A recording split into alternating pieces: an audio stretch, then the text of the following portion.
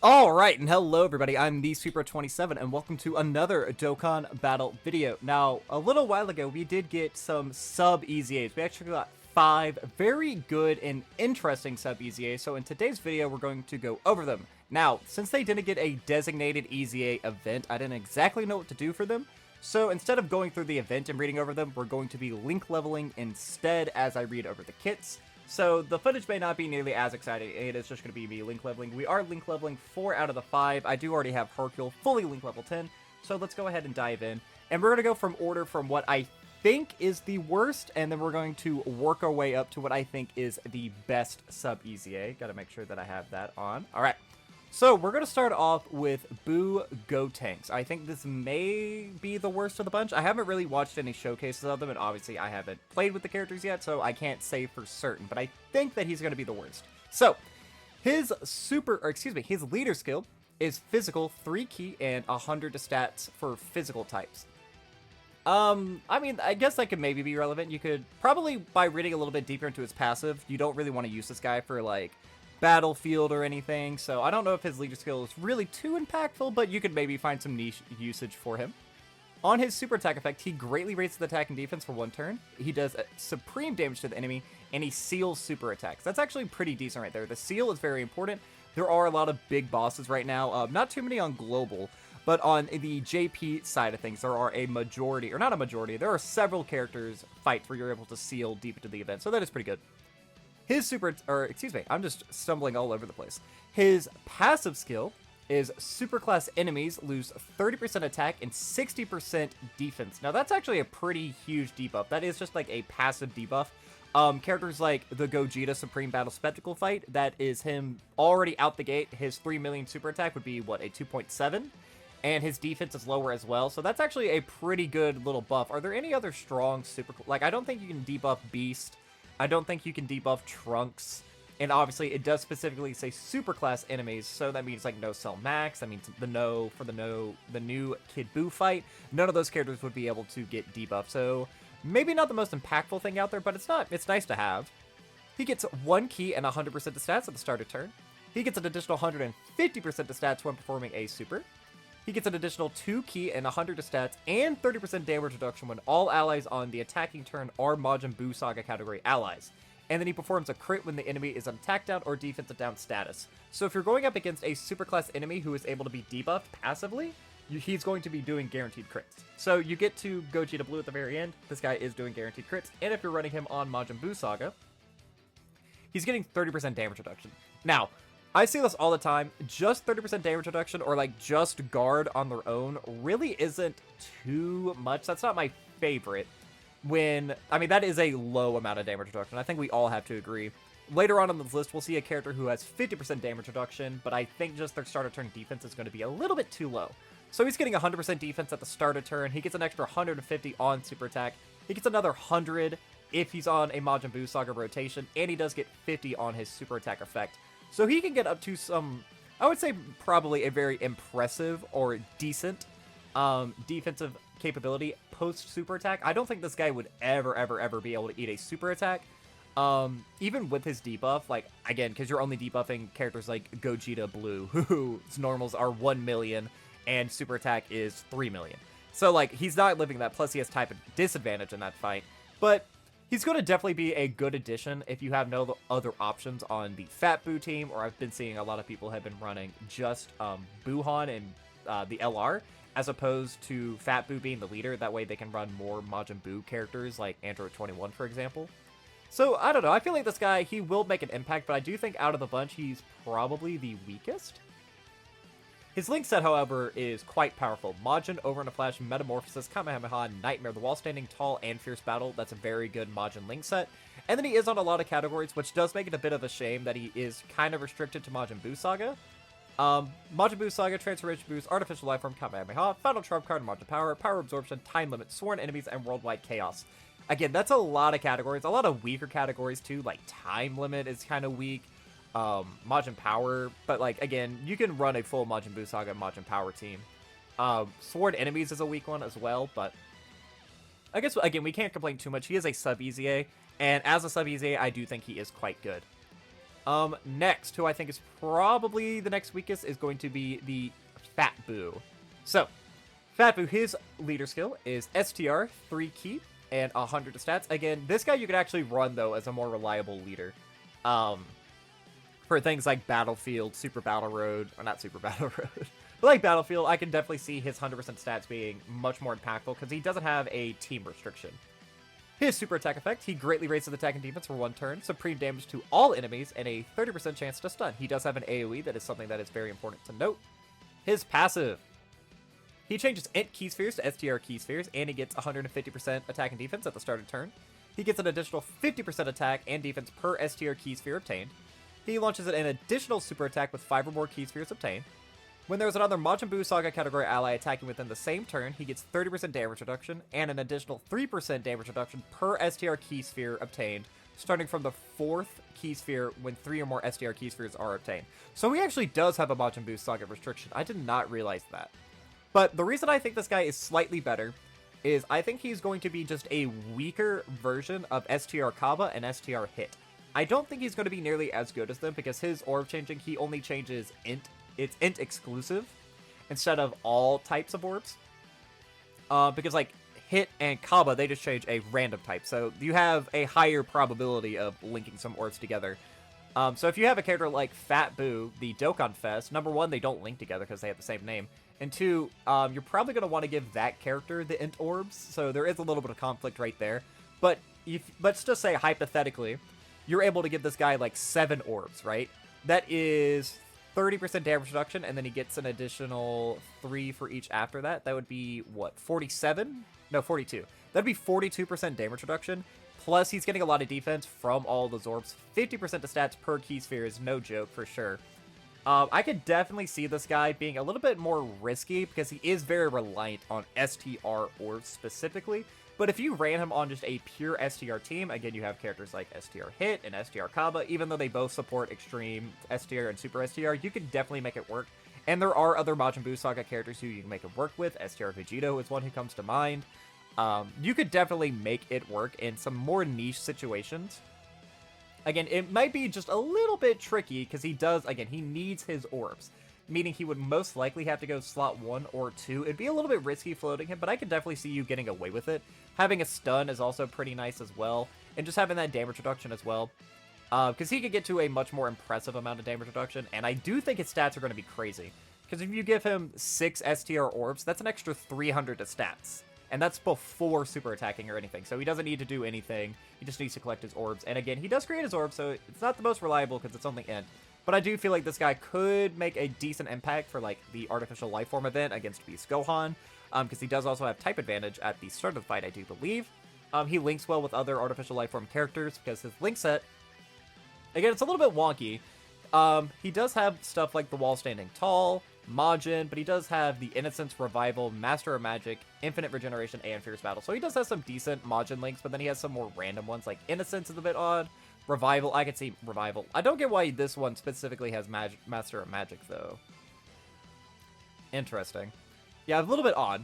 But he is on a lot of categories. He is, again, restricted to Majin Buu Saga, so that is something that we have to make a note of, which is a little bit of a shame. But Resurrected Warriors, Majin Buu Saga, Full Power Transformation Boost, Time Travelers, Artificial Life Form, Exploding Rage, Inhuman Deeds, Majin Power, Power Absorption, Gifted Warriors, Storied Figures, Legendary Existence, Sworn Enemies, and Worldwide Chaos. Overall, I feel like he's not bad. He's just, like, passable. Now we're getting into the characters who I feel like could potentially make a very explosive sort of appearance onto the scene. So I'm actually going to be talking about both of these characters at the same time. So this is Super Saiyan Trunks and Super Saiyan Goten. So Goten's leader skill is Kamehameha, 3 key and 120 to stats, or Int and physical types, 3 key and 90 to stats. Whereas Trunks, his leader skill is Kamehameha, 3 key and 120 to stats, and tech and physical types get 3 key and 90% to stats. So, these characters are essentially the exact same outside of their leader skill. They share 7 out of 7 links, and their passives are literally word for word. Or essentially word for word. You'll see what I mean in a minute. There is just like one small little difference, but it doesn't really matter. Basically, what you want to know is these guys want to be run together. So, I will be reading specifically from Goten's, but just know that anytime in Goten's passive it says Trunks, you can exchange that for Goten, and then you have Trunks passive. So, For their super attack effects, they greatly raise attack and defense for 1 turn. They cause supreme damage to the enemy, and then they raise all allies' attack by 40% for 1 turn. That's kind of insane, not gonna lie. For their passives, they get 180% attack and defense at the start of turn. They get 50% damage reduction. They get an additional 120% attack, and they get an additional 30% damage reduction when performing a super attack if there is an ally whose name includes Trunks or Krillin attacking within the same turn. Kamehameha category allies get 1 key, 50% attack, and get 20% chance to crit if they're in slot 1. Kamehameha category allies get 2 key, 70% attack, and a 30% chance to crit as the 3rd attacker in a turn. They get an additional 120% attack, and they get a 50% chance to crit when performing a super attack and 3 key as the 3rd attacker in a turn. So these guys give a stupid amount of offensive support to Kamehameha specifically, which has just a lot of characters. Now, the idea of these characters is you have one in slot 1, the other one in slot 2. I don't think they're really going to be able to do that because they're not getting a lot of defense anywhere in their passive. So they have obviously 50% damage reduction, but they only get 180 at the start of turn, and that's it. So while 50% is impressive, and after they super attack, they're getting 50 on their super, and they're getting another 30% damage reduction as long as you have a Krillin or a Trunks or a Goten on the rotation, they're going to be fine. It's before the super attack you really got to be worried about these guys. Like, I do feel like they'll take some serious damage, which is obviously not ideal for a slot 1 character. So you kind of want to float them, but if you're floating them, then you might miss out on that big part of their passive. But a big part of these two is that they actually support the LR that just came out, the LR Ultimate Gohan, because that Ultimate Gohan, to activate his unit super attack, needs a Goten, Trunks, or Gotenks. So either one of these characters can actually be used for that, and you can put them in slot 3, and they'll be more impressive offensively, as opposed to giving them all their amazing support. But the fact that they give 40% offensive support on their super attack effect is already crazy. If you have them in slot 1 or 2, they're given a crazy amount of crit support, 20 in slot 1, 30 in slot 2, and even more offensive support for Kamehameha category allies, 50% attack if they're in slot 1 or 70 in slot 2. Meaning if they're in slot 2 and you have a slot 3 Kamehameha category ally, they're getting 140% offensive support. That's a ridiculous amount, not to mention they're getting that extra 30% chance to crit. That's crazy.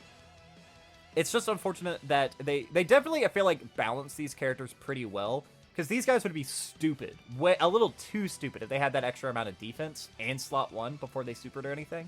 But I could definitely see these guys getting clapped up in slot 1 before super. But again, after they super, 80% damage reduction, these guys are going to be perfectly fine. I would argue these guys could maybe even take some big boss supers in slot 2 or slot 3. Because again, let's say 3 million, you're cutting that by 80%. I don't know what 80% of 3 million is. Half would be, that'd be like what, 700? About 700k? Roughly, that would be 80%. Or, I mean, that would be the 20% after you take away the 80. Roughly there around, let's say it's 700k. After these guys super attack, they should definitely be in a range where they will take damage, that's for certain. Like, I'm not implying that. But they would be able to tank decently well. I mean, maybe they would eat like 439,000 damage. That would be my guess. Maybe 550. Somewhere within that range. I don't think it would be... I mean, that's a lot of damage, but livable to say the least. And as a sub EZA, that's pretty good. Like, these characters came out in what? Yeah, 2020. So a lot of people are going to have multiple dupes in all of these characters, meaning that you can put some defensive equips on these guys. I would recommend going full dodge. That way you don't ever have to worry about that, and you could even put them in slot 1 a little bit more reliably. But yeah, that would be my take. These guys are very well designed. I feel like they're balanced, if maybe a little bit on the weaker end.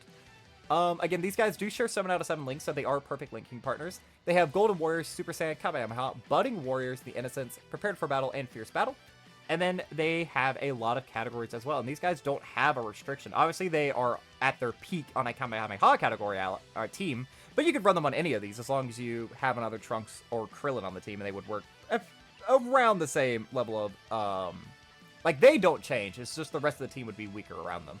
But they are on Hybrid Saiyans, Majin Buu Saga, Movie Heroes, Goku Family, Youth, Sibling Bond, Super Saiyans, Kamehameha, Gifted Warriors, Bond of Friendship, Bond of Parent and Child, Earthbred Fighters, and then for Trunks, he is on Hybrid Saiyan, Majin Buu Saga, Movie Heroes, Vegeta Family, Youth, Super Saiyans, Kamehameha, Battle of Wits, Gifted Warriors, Bond of Friendship, Bond of Master, and, Bond of Parent and Child, and then Earthbred Fighters. And then lastly, this is a character who I think they definitely did the best job designing. This is Int Hercule. So Hercule, he leads Super Int 3 key and 110% to stat, so he leads a little bit extra. Again, that's going to be good for Battlefield. Very good leader skill for Battlefield, actually. Now, he has 2 separate super attacks, and I'm not entirely sure what one of them does. It's a 50-50 on either one you get. So half the time, you're going to be doing the Goku variant, which greatly raises the attack and defense for 1 turn, supreme damage to the enemy, and a 50% chance to stun. And then the other 50% of the time, you're going to have Tien.